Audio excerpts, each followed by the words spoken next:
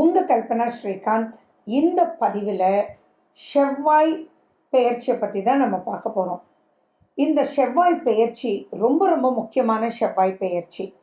என்னென்னா, அவர் தனுசுலேருந்து மகரத்துக்கு உச்சம் பெற போகிறார்.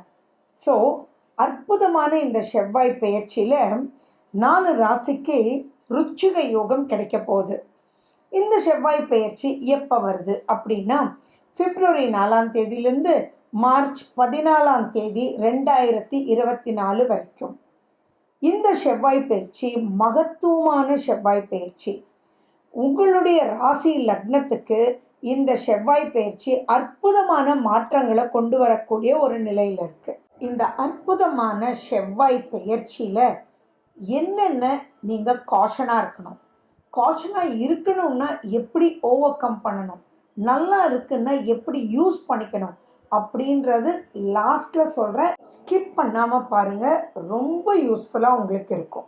மகர ராசி மற்றும் மகர லக்ன அன்பர்களுக்கு அடாடாடாடாடா, ரொம்ப நாள் கழிச்சு மகரத்துக்கு நல்லா இருக்குது, சூப்பராக இருக்குது அப்படின்னு சொல்கிறது இந்த செவ்வாய் பயிற்சியில் தான். மகரத்தில் தானே செவ்வாய் உச்சம், அப்போ எக்ஸ்ட்ராடினரி பவர் அங்கே இருக்குது.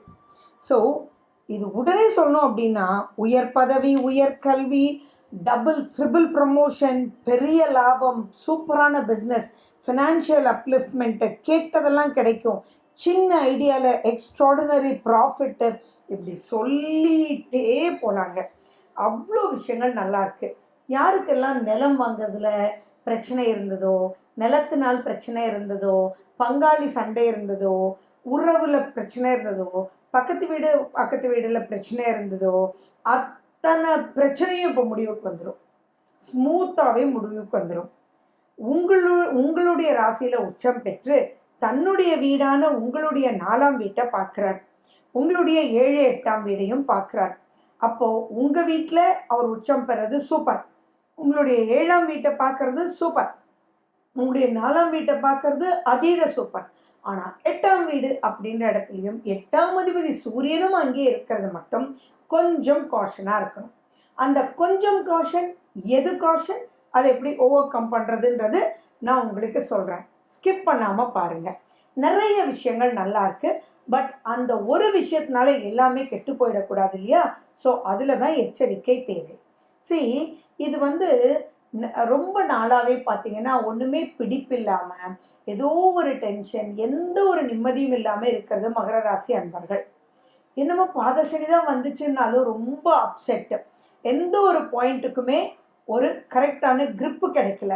உங்ககிட்ட வேலை செய்கிறவங்க ஒன்றும் ஆர்டர் வருது, வேலை செய்கிறதுக்கு ஆள் இல்லை, இல்லை ஆள் இல்லை, ஆள் நிறைய பேர் கூப்பிட்டு வச்சுங்க, ஆர்டர் இல்லை. ஸோ இது எப்படின்னா, எதுவுமே ஒரு கம்ப்ளீஷன் இல்லை அப்படின்றது தான் மகர ராசி அன்பர்கள் இருக்கிறீங்க. நிறைய மகர ராசி அன்பர்கள் இல்லாத பிரச்சனைக்குள்ளெல்லாம் இருந்துகிட்ருக்கீங்க.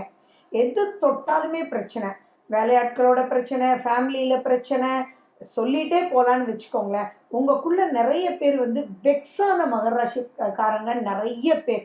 அதே மாதிரி அந்த மகர ராசி அன்பர்கள் நிறைய என்ன பண்ணுறதுன்னு தெரியாமல் வெறுப்பில் கோபத்துலேயும் இருக்கக்கூடிய மகர ராசி அன்பர்கள் இருக்காங்க.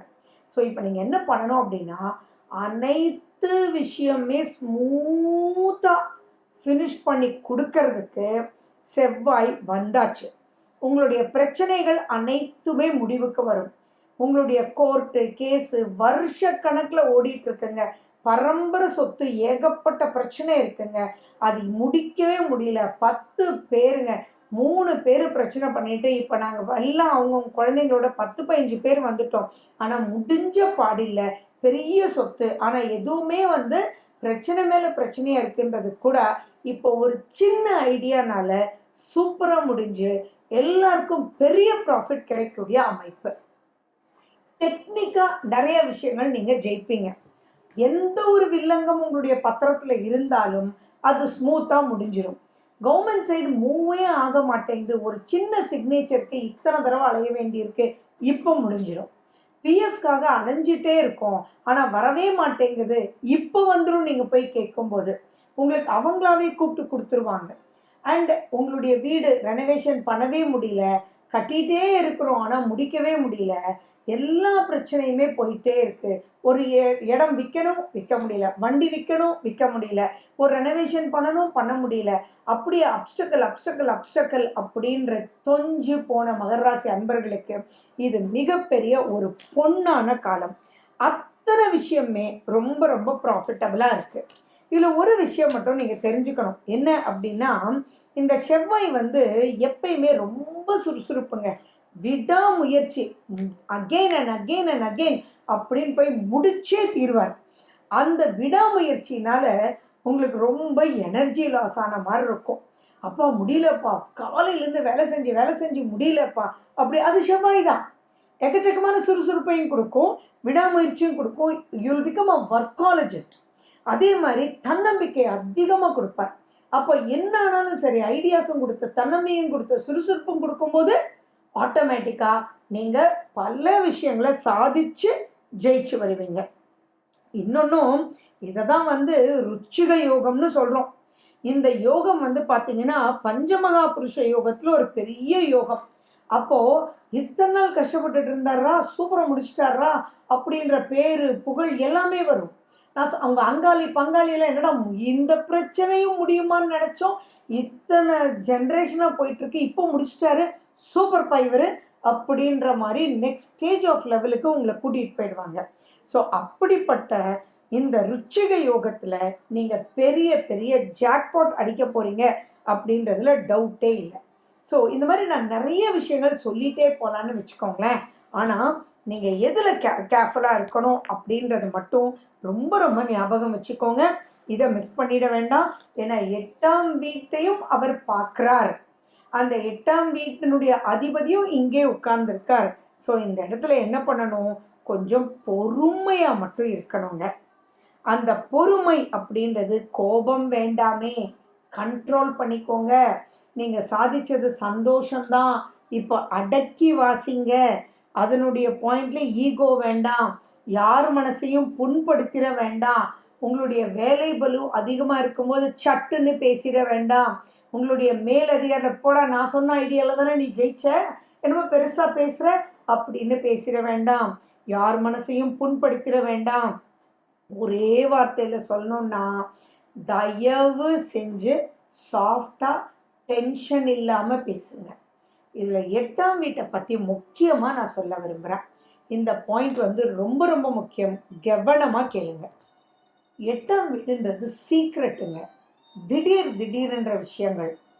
ஸோ இத்தனை நாள் நீங்கள் கஷ்டப்பட்டுட்டு இருந்தீங்க இல்லையா, அப்போ கஷ்டப்படும் போது நிறைய எதிரிகளை நீங்கள் பார்த்துருக்கீங்க, நிறைய கசப்பான விஷயங்கள் ஏற்பட்டிருக்கு. ஸோ அப்போ அந்த கசப்பான விஷயத்தில் இப்போ நீங்கள் ஜெயிச்சதோட அவங்கள பழி வாங்கலான்னாலோ, அவங்களுக்கு கூடாதவங்களோட, அதாவது உங்களுடைய எனிமிக்கு கூடாதவங்களோட சேர்ந்துக்கிட்டு நீங்கள் அவங்களுக்கு ஏதாவது நெகட்டிவ் பண்ணணும் அப்படின்னு தூண்டி விட்டாலோ, அல்லது உங்களுக்கு நடந்த நன்மை பண்ணவரையே அவங்களுக்கு அகெயின்ஸ்டாக நீங்கள் ராங்காக சொல்லி ப்ரொசீட் பண்ணாலோ நிறைய பிரச்சனைக்குள்ளே மாட்டிடுவீங்க. ஸோ சீக்ரெட் மெயின்டைன் பண்ணுங்கள். இது நடந்ததெல்லாம் உங்களுக்கு அனுபவமாக எடுத்துக்கோங்க. முடிஞ்சால் அவங்களுக்கு உங்களுடைய மெச்சூரிட்டி லெவலை வச்சு, ஏன்னா இப்போ நிறைய மெச்சூரிட்டி மகர ராசி அன்பர்களுக்கு கிடைச்சிருக்கும். அந்த மெச்சூரிட்டியை நீங்கள் மனசில் வச்சு நீங்கள் அவங்களுக்கு விட்டுருப்பா, என்னமோ நடந்துருச்சுப்பா, லைஃப்பில் எல்லாமே சூப்பர் தான், வேண்டாம்ப்பா அப்படின்னு பாசிட்டிவாக ஒருத்தருக்கு கைட் பண்ணுங்கள். உங்களுடைய maturity is for positiveness, not அவங்களுக்கு வம்பு கொடுக்கறது. அது ஒன்று மட்டும் வேண்டாம். ஏன்னா 8ஆம் வீடுன்றது சூரியனுடைய வீடு. அப்போ இந்த ஒரு விஷயம் மட்டும் நீங்கள் டேக் இட் ஈஸியாக, ரிலாக்ஸ்டாக. நடந்ததெல்லாம் பேசவே இஷ்டம் இல்லைப்பா. ஆமாம்ப்பா, பங்காளி சண்டை தான், அவன் கண்டபடி பேசினாதான், ஆனால் ஓகேப்பா, ரைட்டுப்பா, அதனால என்னப்பா, என்ன குறைஞ்சி போச்சு, இப்போ நான் நல்லா தானே இருக்கேன் அப்படின்ற ஒரு விஷயத்த மைண்டில் வச்சுட்டு நீங்கள் ப்ரொசீட் பண்ணணும். நான் சொல்கிற விஷயம் மகர ராசி அன்பர்களுக்கு கண்டிப்பாக ரொம்ப நல்லா புரியும். உங்களை திசா புத்தி எப்படி இருக்குன்றதை பார்த்துக்கோங்க. அதையும் பார்த்து நான் சொன்னதையும் நீங்கள் மேட்ச் பண்ணி ப்ரொசீட் பண்ணுங்கள். முருகனுடைய கோயில் கண்டிப்பாக போங்க. அரளிப்பூ கை நிறைய வாங்கிட்டு போங்க. முருகனுக்கு போட்டு கண்ணார பாருங்கள். அவர்கிட்ட சொல்லுங்க, இத்தனை விஷயத்தையும் ஜெயிக்க வச்சிய முருகா நன்றின்னு சொல்லுங்க. ஒரு வேல் உங்களோட வச்சுக்கோங்க. லைஃப் லாங் ப்ரொடெக்டிவாக அது இருக்கும். கந்தசஷ்டி கவசம், கந்தகுரு கவசம், பைரவர்னுடைய வழிபாடு இதெல்லாம் பண்ணுங்க. ஆட்டோமேட்டிக்காக நெகட்டிவ் எல்லாம் கோன்னு போயிடும், பாசிட்டிவ் எல்லாம் வாவான்னு வந்துடும். உங்களுடைய ஈகோவை மட்டும் கண்ட்ரோலாக வச்சுக்கோங்க. ஈகோ வேண்டாமேன்னு நினச்சிக்கோங்க. Only positive, only positive. அப்போ எக்ஸ்ட்ரீம் எண்டு வளர்ச்சி மகர ராசி அன்பர்களுக்கு இருக்கும். ஓகே. மேலும் விவரங்களுக்கு ஃபோன் நம்பர் 9842266555